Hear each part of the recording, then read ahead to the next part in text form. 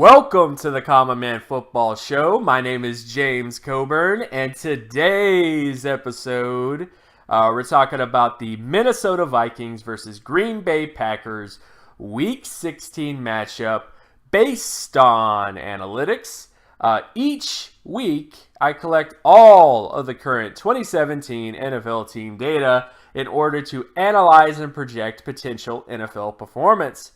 And since it's a weekly collection, there's always going to be some variation between various variables.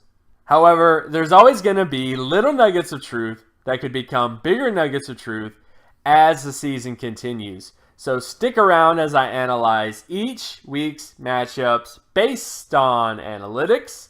And if you are new to the channel, all terms and definitions will be in the description. So, starting out with this matchup between the Vikings and the Packers, when you look at the NFL stat basic comparison data, and basic comparison data for those that are new to the channel is essentially looking at the offense, defense, and special teams in terms of the team statistics that matter the most to winning football games. So things like turnover ratio, offensive score percentage, which is just the ability to put points on the board, field goal percentage, for example, on special teams. All these sort of things are kind of covered here, and they're all combined into one number to give you a perspective of which team is more likely to win this game based on how their team has performed over the course of the season. When you look at this data, the Vikings are, of course, heavily favored in this game. Now, it is important to note that, of course, Aaron Rodgers is back. Guess who's back? Back again. Aaron Rodgers is back. So, because of that, you have this other sort of factor to kind of consider in this game. However, even when Aaron Rodgers was there, they still had massive issues in terms of sacks. They had massive issues. They had issues, man. Even when Aaron Rodgers was actually playing this year. So you can't really ignore everything and just say Aaron Rodgers heals everything, because he doesn't. So that's something kind of factored in this game. However, when you get to the reasons why the Vikings are so heavily favored, it's mainly because of their offense and their defense, for the most part. Their offense is just significantly better. They have a better turnover ratio. They don't turn the football over as much. They have a better sack percentage, meaning they don't allow as many sacks on offense. And, of course, they have a much better offensive score percentage. I do understand a lot of this is influenced because of the fact that Aaron Rodgers had that lull where he wasn't playing because he was injured. However, this was a similar situation even when Aaron Rodgers was playing. They were having issues with turnovers, they were having issues with sacks, and they were having issues with offensive score percentage. So all these things were were issues even before Aaron Rodgers got injured. So things still favor the Vikings in many ways, even if you do adjust for Aaron Rodgers' presence.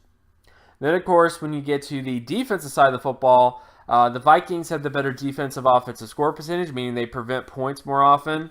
The Packers have the better turnover ratio, so the Packers are able to kind of create turnovers more. However, the Vikings have a better sack percentage, and they also have a better interception percentage.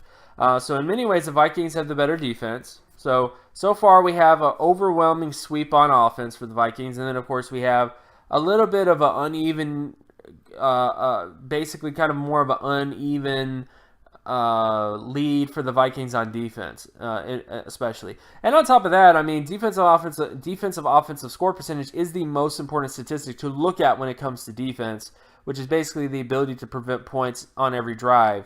And that is an area where the Vikings are much better. When it comes to, they're basically about average when it comes to that, which is a lot better than the Packers, who are top 10 bottom when it comes to that. And then, of course, you get to special teams. Punt return yardage favors the Packers. Kick return yardage favors the Vikings. Defensive punt return yardage favors the Packers. Defensive kick return yardage favors the Packers as well. Field goal percentage favors the Vikings. And again, every week I say this, but the most important special team statistic to pay attention to is field goal percentage. It matters the most in terms of winning football games. It's the most practical one, and as I try to just illustrate every week almost, you win games with field goals. So if you have a field goal kicker who doesn't consistently get those 3-pointers, then you're going to be less likely to win football games. It's just kind of common sense, but the data does back it up. And then, of course, you look at extra point percentage, which more so favors the Packers, and punching average more so favors the Packers. So pretty much every phase of football, from offense heavily favors the Vikings, defense favors the Vikings as well, and even special teams favors the Vikings only in the sense that they have a significantly better field goal percentage. Aaron Rodgers is not kicking those field goals, so you have to consider this stuff. You definitely do. But all these things kind of factor into why the Vikings are so heavily favored in this game. Now, when you get to some other sort of matchups, so now we're getting into some micro matchups or different down and distance data, situational football, as Bill Belichick likes to put it. And in this particular area, the Packers offense versus the Vikings defense. The Vikings defense is favored on second and third down. So again, the Vikings, I think, will have a lot of success in those particular downs and distances as they have this entire season. And then, of course, you look at completion percentage for the Vikings offense versus the Packers defense. And again, this just illustrates the Vikings offense is overwhelmingly just high end when it comes to completion percentage, whereas the Packers are they struggle to prevent that. In fact, the Packers have the worst third down completion percentage on defense compared to every defense in the NFL right now. So that's definitely a problem, and that's why the Vikings are also favored on offense in terms of completion percentage. Then, of course, you get to first down conversion rate with the run or rushing downs. Again, this has nothing to do with yardage. This has nothing to do with explosive plays. It purely has to do with the ability to get a first down in these various downs and distances with the run, with a running play. And in this particular area, the Packers are favored on second and third down in particular. I would say it is fairly tight. It is kind of close, but I would definitely give it more so to the Packers in terms of those particular downs and distances on second and third. And then, of course, we get to the Vikings versus Packers rushing offense data. This area, the Vikings are favored on second and third down. Very similar to the other situation, but definitely more so favors the Vikings here when it comes to rushing downs in terms of second and third. And then, of course, we get to passing downs with the Packers offense versus Vikings defense, where the Vikings defense is favored on first and third down. So again, it just kind of, reiterates some of the big sort of issues with the Packers offense, which should improve with Aaron Rodgers. However, I still think the Vikings defense will have a lot of success, even if Aaron Rodgers is playing, because they've been playing lights out this year in terms of their passing D, especially when it comes to third down situations. Then, of course, we get to the Vikings passing offense versus the Packers passing defense, and pretty clear sweep between second and third down. The only thing of note about the Vikings offense is they have a very low first down completion percentage in terms of their offense. I think a lot of that is because of offensive design. This is definitely, the Vikings are definitely a team that's not like taking deep shots down the field all the time and kind of testing. It's a very West Coasty team. But that's definitely something to kind of point out in terms of concern, in terms of schematically, a defense will start to, figure some stuff out in terms of preventing in terms of preventing Case Keenum at times, if they catch on to a lot of this stuff.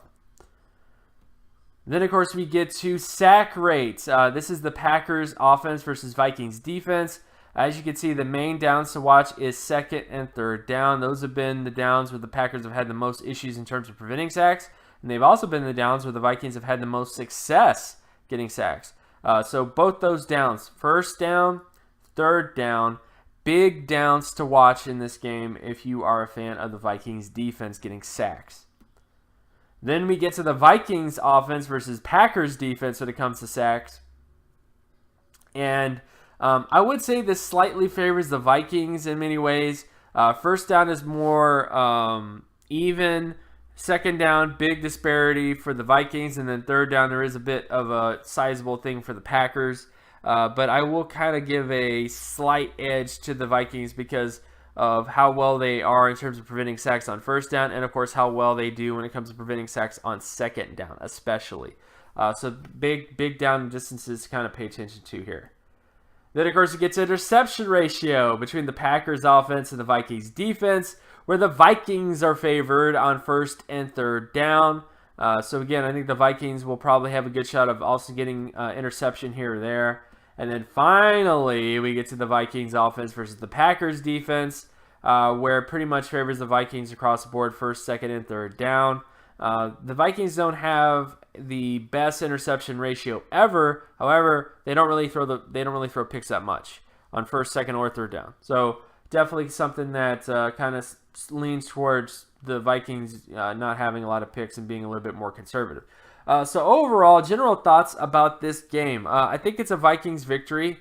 I do understand the dynamic of Aaron Rodgers being there, and that definitely is going to factor into things, and I think it is important to kind of think about that. However, I just think that even when Aaron Rodgers was healthy, they had issues on the offensive line. They had issues in terms of giving up sacks and giving up big hits. And in many ways, that's why he was out. That's why he ended up being out for a decent amount of time, being injured because of the line play. So I don't think a lot of that has really changed that much. It may have, but I still doubt it. But ultimately, I just have to go Vikings here. I just think you have to go with the more conservative team that's had a lot of success throughout the season, more so than just banking on Aaron Rodgers being amazing, which he could definitely go out there and be amazing and end up carrying the team on his back. However, I don't quite see that on this team in particular, especially when you add in the injuries and the other sort of factors. And of course, my name is James Coburn. You can find my other work at draftcoburn.wordpress.com. You can also follow me on Twitter at Geometrics. And if you like this content and you want more content like this, be sure to leave a like and subscribe. Share this video as well with anybody that you know. Hit that notification button so that you're always reminded when another video of mine comes out. And I will talk to you guys in the next video. Peace.